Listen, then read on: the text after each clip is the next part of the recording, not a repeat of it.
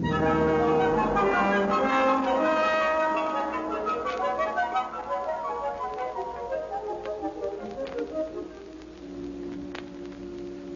London, we present Orbit 10, a play in 6 episodes by Peter Elliot Hayes. Episode 6, The Unseen.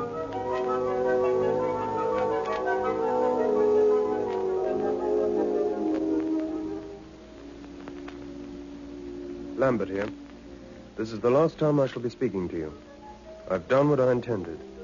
And now only those last unforgettable days remain to be told. A 10th planet. 5,000 million miles distant. And yet on that windy November night, no farther than the flickering green rod in a Kensington building. This was the link. A frail door separating our world from a frozen giant on the rim of space. Now it was opening. And what would cross the threshold?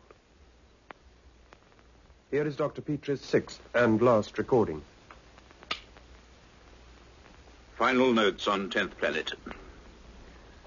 We had had our warning. The signals had told us the true purpose of the scattered network of cylinders. And now the hour of the rods had come. Not now to absorb another telltale specimen of our Earth, but to send something through. But our understanding had come too slowly. Even as Clifford's hammer rang on the unbreakable green surface, I knew we were too late. I felt as he did. Nothing could destroy this thing, nothing. We hurried to my study. Then telephone calls to Bancroft, head of the college, to the Ministry of Science, to the police. I felt we were going to need their help. Meanwhile, the terrible freezing went on. Some hours later, the whole corridor passing the laboratory for full 30 yards each way had become one shining, low-roofed tunnel of solid ice. Out of it swept gusts of bitterly cold air. It was like looking into the dead, green-lit heart of an iceberg. And somewhere in the dim, frozen cavern that had been the laboratory, the rod still throbbed angrily. The night passed. The freezing continued, but nothing more. With the dawn of Sunday morning came fog. A blanket of good, honest fog beneath which all London peered and coughed, and which shrouded the Victorian spires and turrets of the college.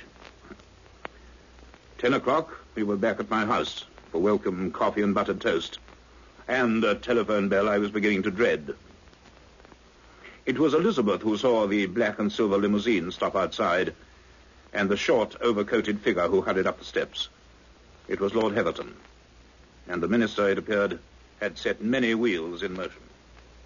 The college told me I'd find you here. Well, Doctor, I had my own forebodings, but nothing as alarming as this.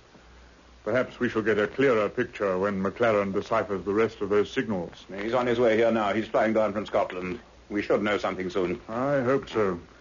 Meantime, that rod is turning your college into one huge refrigerator. It certainly is. Creating the conditions they are used to. Undoubtedly. Well, the police are watching from every possible vantage point. Yes.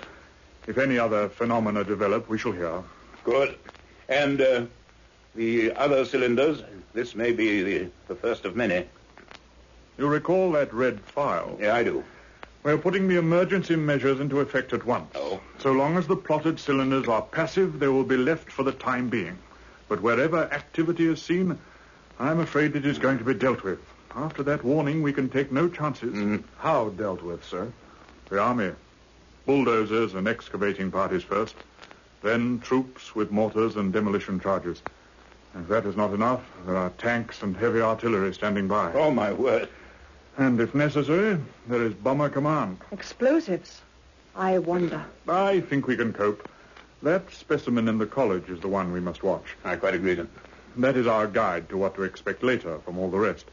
If that turns out to be a damp squib, there may be nothing to worry about. Well, let's hope so. No, I must get back to Whitehall.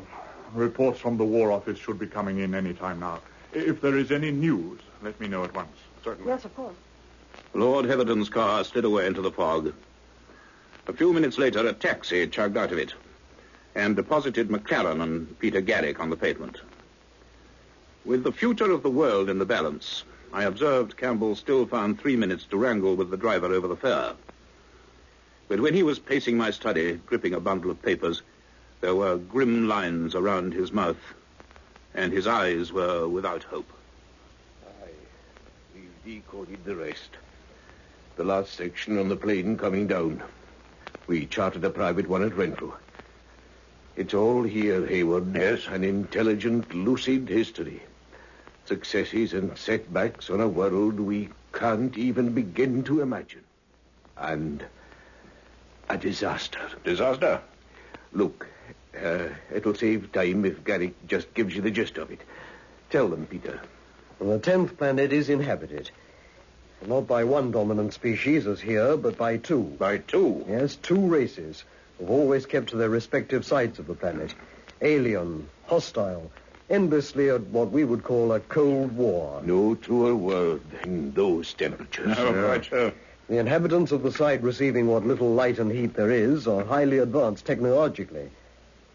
50 years ago, in our time, they perfected the system of sending the surveying cylinders across space to Earth, which they considered the planet most likely to support organic life. I see. The method we know now, how the cylinders assimilated samples, dismantled them into individual molecules, and beamed them back. At the other end, there are special receivers, and they're reintegrated for examination. Well, so far so good. And this, originally, was the only purpose of the cylinders. Then the blow fell. What blow? Well, they were suddenly and ruthlessly overrun by the inferior beings from the other face of the planet. The signals refer to them as the Dark Ones. The Dark One. And they took control of the system and soon discovered that the samples coming back were rich in chemicals and minerals. Substances rare to them. Yes, we became a desirable bait, an ideal potential mining colony. Of course. Gravity, free water, and plenty of solar heat. Yes, I see. And the means were already here, planted in 1,000 different spots. So the plan took shape. First, communication. To assure us of the harmlessness of the rods. Yes. And then themselves. To explore Earth at first hand. The Dark Ones. They're very confident in themselves, Hayward, because they've done it once already. What? Our moon. The moon? Chosen for a pilot experiment. No. They landed cylinders and sent a number of their creatures through. It worked, and they got back. Now they're ready for the full-scale operation. Us. The next step. Yes. The next step. What the Dark Ones did not discover was a high-frequency radio transmitter, another part of the original survey. It had been beaming signals for a long time, in the hope of making semantic contact with us. And it was continuing to operate in secret. But now, it sent out warnings. Endless, repeated warnings. There was just a chance we might understand and be ready. And, that's all? No, not quite. There's another short sequence, but it's very distorted. I'm still working on it. I think the Dark Ones have detected the signals, and I think they're jamming them. And nothing to tell us what these beings, these Dark Ones, are like? No, nothing at all. What could evolve out there? Gravity to make a human weigh 500 tons, perpetual near darkness with temperatures close to absolute zero. Incredible. Those cells, a human would be 3 miles high. We can't begin to imagine, Campbell. No, indeed. And we can't wait until that ghastly thing up there. Maybe the waiting's over.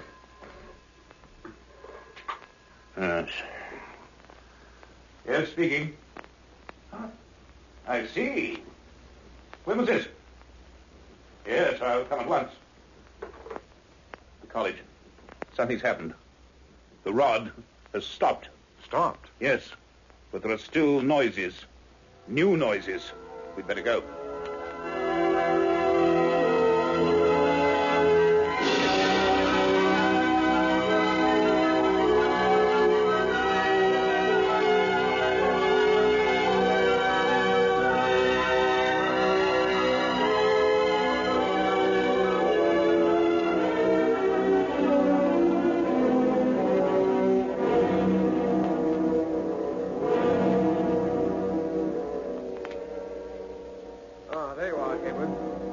seems to be over, the freezing, the vibration. But now there's something else. It comes and goes. Listen. You hear? Not in the laboratory, though it's on that side of the building. Lower down.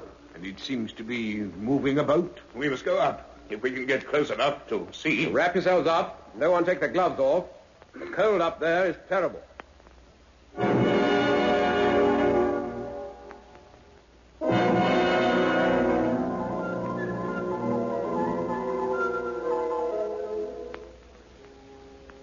We climbed the 6 flights again. Frost on the stairs. Our feet left prints in it. Now almost the entire 3rd floor was a nightmare Arctic landscape of ice. But it was dripping, thawing. We picked our way along white tunnels that had been corridors and reached the laboratory. There was a mound of solid ice. The densolite cubicle entombed. It was silent. And then...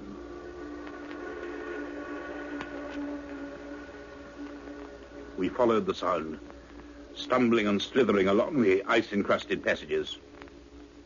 It was a strange, unreal hunt, our breath making white clouds in the freezing air. We reached the landing with the lift and stopped. Hey, well, look. Those lift gates, the steel trellis, ripped to pieces. And the sliding doors, like a car's been driven through. This lift stuck on the floor above. Don't go too near the edge. It's a long drop. Do you hear it? It's coming from the shaft. I must... Don't lean out there, sir. One slip and you've had it. Just kneel down. I'll hold on to your coat. Can you see anything? Yes. Yes, I can. There's something down there. It fills the bottom of the shaft. Gray. Moving. Pulsing. But not solid. It's more like a cloud. But it has a kind of outline, a shape. It has happened.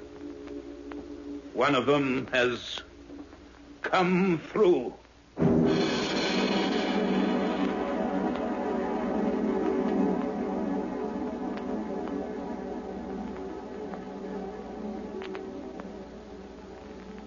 Now the police took matters into their own hands. In 10 minutes, Cromwell Road was empty and closed to traffic. Surrounding buildings were emptied, and their bewildered occupants escorted out of the area.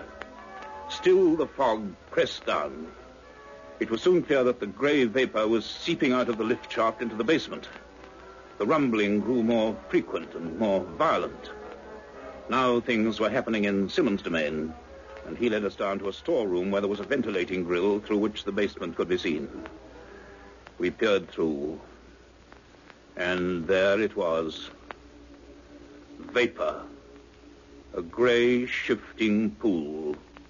Shapeless, yet keeping a compact mass with a dull, billowing surface. Still for long minutes, then flattening and rolling silently as if seeking a way out.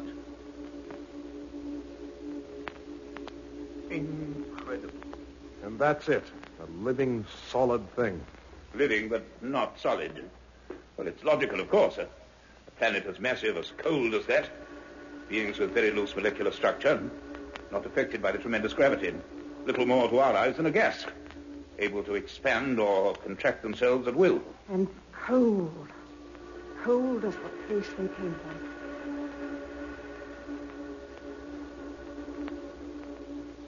We went up again to meet Tom Lambert hurrying across the hall.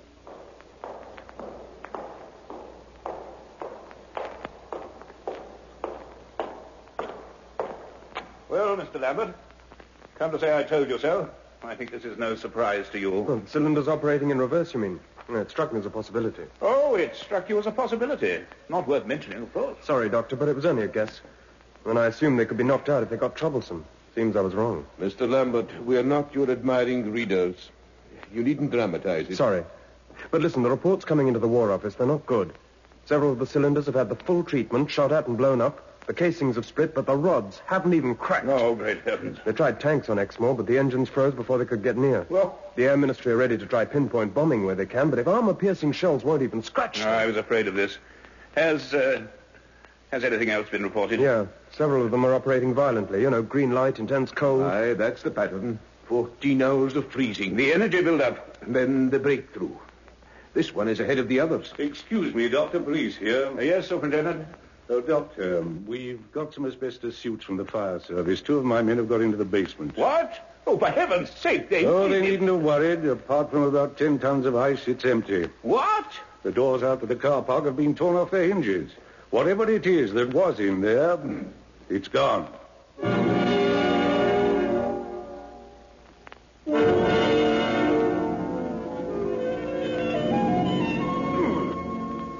And then, in the fog, the real hunt began.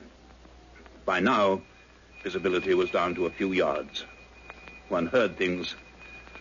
Footsteps, a car engine starting, a voice calling. But they seemed on the other side of a soft white wall. Constables groped about with flashlights, keeping in touch by blowing their whistles.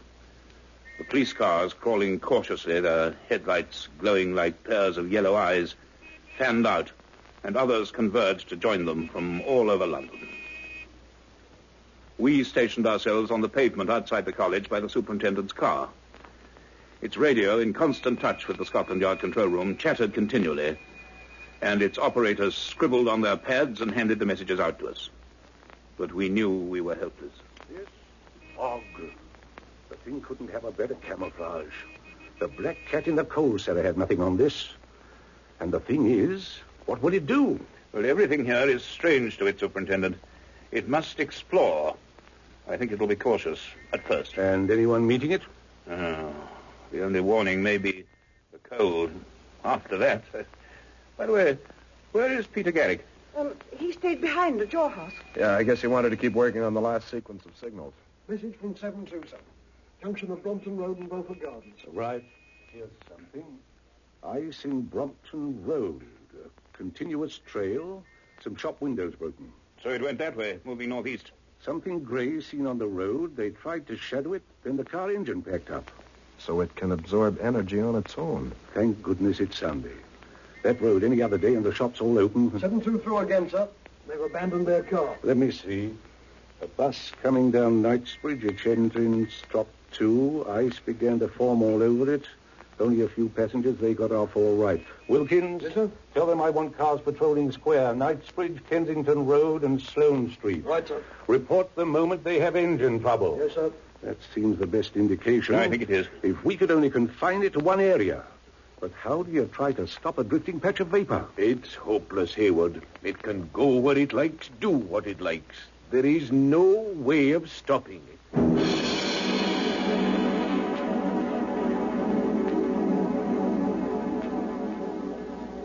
Another nerve-wracking hour passed. Things were found. An abandoned frozen bus, a thawing trail of ice, 15 feet wide, ending abruptly. Then more scraps of information. A frozen tree in Montpellier Square, a bent lamppost in Rutland Gate, a greenhouse collapsing under a coating of ice in Ennismore Gardens. It seemed to be moving north now through the squares and back streets south of Hyde Park. The strangest thing was that, although it was traversing a thickly populated area, nothing had been seen. We were completely baffled until... Here's trouble. This message. Prince's Gardens, a chimney stack collapsed, went clean through the roof. Occupants of house away. That was lucky. Nothing seen except a thick layer of ice on the roof. Then that's the answer. Why nobody's seen it? It can move about clear of the ground. Whenever it encounters an obstacle, it just goes over it. Encouraging having you around, Doctor. So it's moving west now. If only it would settle for a short while. Perhaps we could do something. For another anxious 40 minutes, nothing. The trail seemed completely lost. And then a voice suddenly crackled from the dashboard radio. A report, short and urgent, from a police car patrolling Kensington Gore on the south edge of Hyde Park. A report so strange and ominous that the superintendent could contain himself no longer. We bundled into his car and the one behind and swept away into the fog.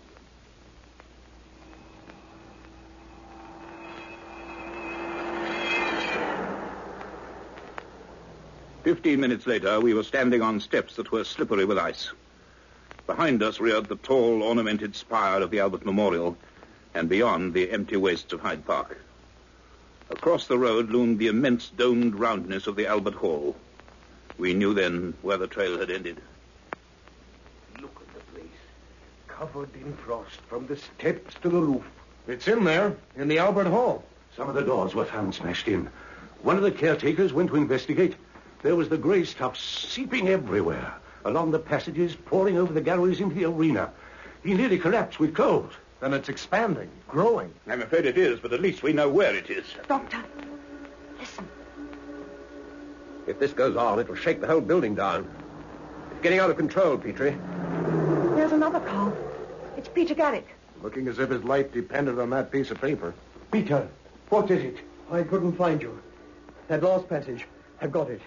It may be some help. Good. It's in fragments, but... Oh, there are some figures or formula, I think. But the rest, this is the point.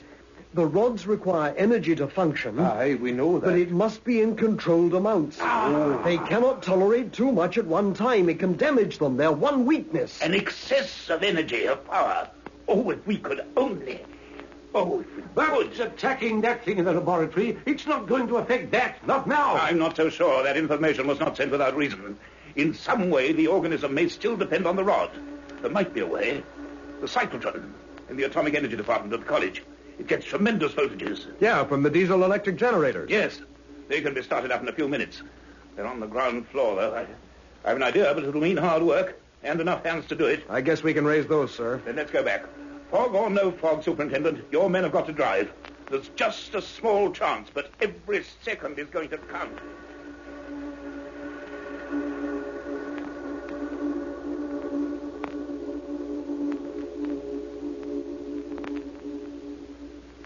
It was a thin thread of hope, but we had to clutch at it. At the college, Clifford checked the fuel tanks. They were full.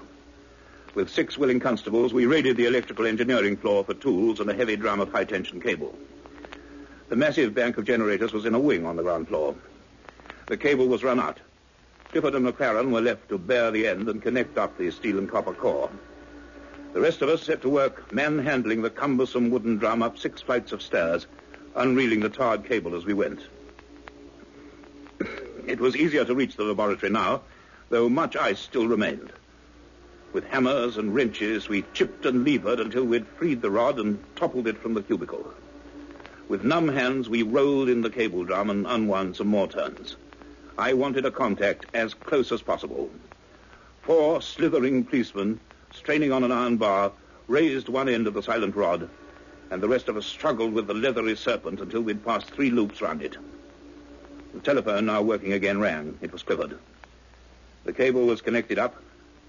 We should soon know now. I made everyone stand back and gave the signal to run up the generators.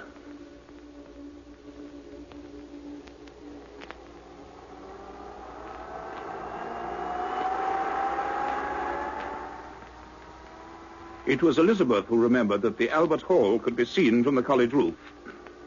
Telling Clifford to increase the current steadily, we hurried to the iron staircase and were soon standing among the chimney stacks and skylights, peering across the jumbled Kensington rooftops. The fog seemed thinner up there. We could just make out the domed mass of the Albert Hall a quarter of a mile away. It had a strange, white, luminous appearance. Ice. The whole place is smothered in it. The power should be building up by now. At full speed, those generators produce enough to supply all London twice over. And more than enough to burn out that cable. What are we doing, Edward? Fighting something we haven't a chance against. We're so small, so weak against that. What I was thinking. Wait. Listen. But if we can hear it from here, it's growing stronger. The strength there, unimaginable strength. Doctor, the rod is flowing again. Getting brighter as the current increases. Then it is absorbing the power. But Hayward, don't you see? We're not attacking it. We're helping it. Feeding it with energy. This is just what it wants. I can't help it. Those signals can't be wrong. It's a chance we must take. It may be our only hope. If this goes on, that thing's growing. If it shatters the building and bursts out, Petrie, you must stop this. I can't, Edward. Those voices, I believe them. I believe they wanted to save us. What can we believe? There's no truth anymore. Do you want to unleash that? For pity's sake, tell Bowen to cut off the generator. No! If you don't, you may be responsible for... You hear that? The explosion? It shook the building. It must have been in the laboratory. Come on.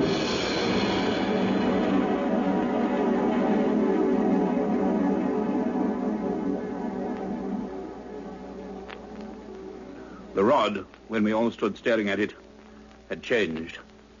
It was dull and clouded. It had cracked in 1,000 places.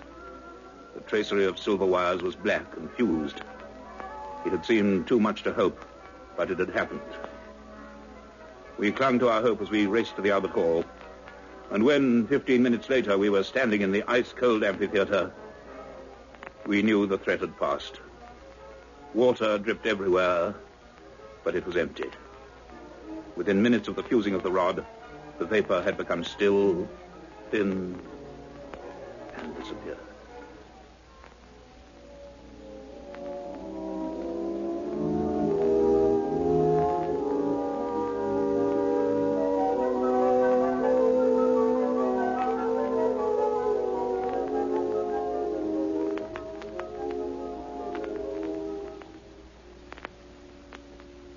Forgive me, Hayward. You were right. And you had the courage to believe in yourself. The power was too much for it. Burned it out. And this thing couldn't survive without it. And if that rod couldn't take it, nor can any of the others. They can all be treated in the same way.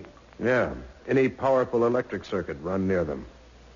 Well, I guess all over the world, a lot of electricians had better get busy. Yes, it must be done as soon as possible. It came a long way, and this was the end of the journey. Did it hate us? Did it only want to conquer and destroy? Or, at the end, was it just trapped and alone? Could we have understood it? The tragedy is we shall never know. But there is a lesson, perhaps, for us. If we ever go out into space, as we shall, we must leave our differences, our quarrels behind. If we carry them with us to other worlds, as these did, we shall be condemned from the start, as they were.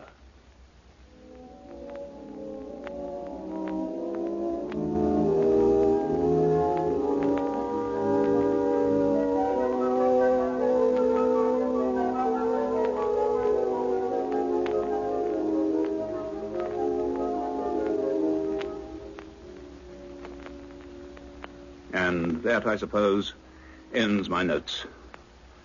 The rest, that has become history.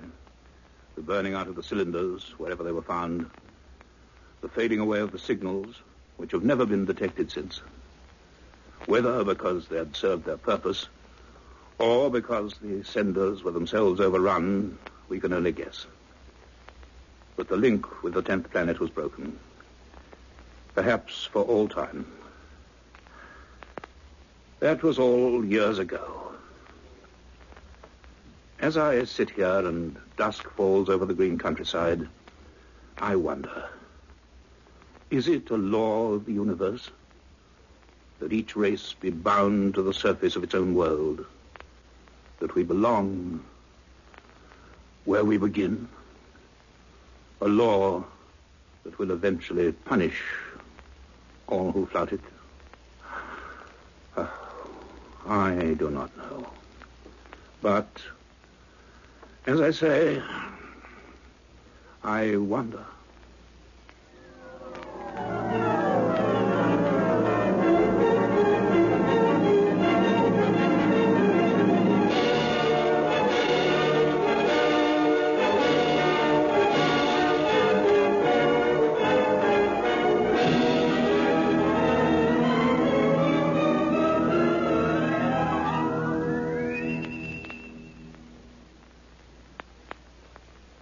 That was Felix Felton as Dr. Petrie in the final episode of Orbit 10, written by Peter Elliot Hayes.